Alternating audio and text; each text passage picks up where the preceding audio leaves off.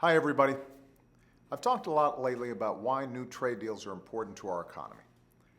Today, I want to talk about why new trade deals are important to our values. They're vital to middle-class economics.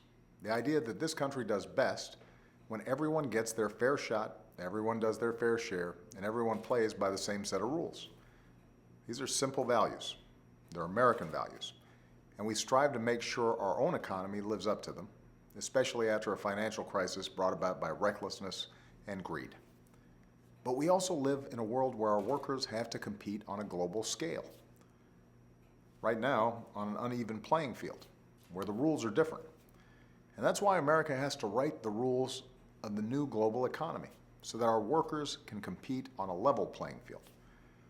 I understand why a lot of people are skeptical of trade deals.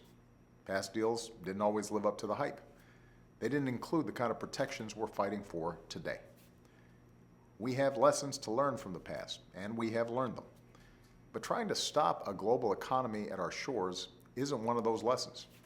We can't surrender to the future, because we are meant to win the future. If America doesn't shape the rules of the global economy today to benefit our workers, while our economy is in a position of new global strength, then China will write those rules. I've seen towns where manufacturing collapsed, plants closed down, and jobs dried up. And I refuse to accept that for our workers, because I know when the playing field is level, nobody can beat us. That's why, when I took office, we started thinking about how to revamp trade in a way that actually works for American workers. And that's what we've done, with a new trade partnership we're negotiating in the Asia Pacific, home to the world's fastest growing markets. It's the highest standard trade agreement in history. It's got strong provisions for workers and the environment. Provisions that, unlike in past agreements, are actually enforceable. If you want in, you have to meet these standards. If you don't, then you're out. Once you're a part of this partnership, if you violate your responsibilities, there are actual consequences. And because it would include Canada and Mexico, it fixes a lot of what was wrong with NAFTA too. So this isn't a race to the bottom for lower wages and working conditions. The trade agreements I'm negotiating will drive a race to the top.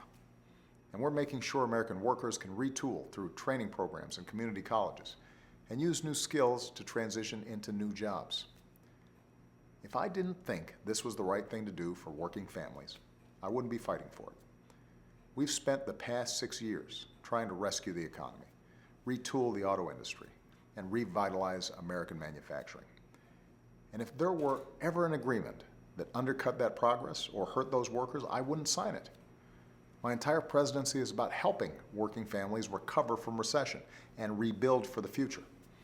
And as long as I'm president, that's what I'll keep fighting to do.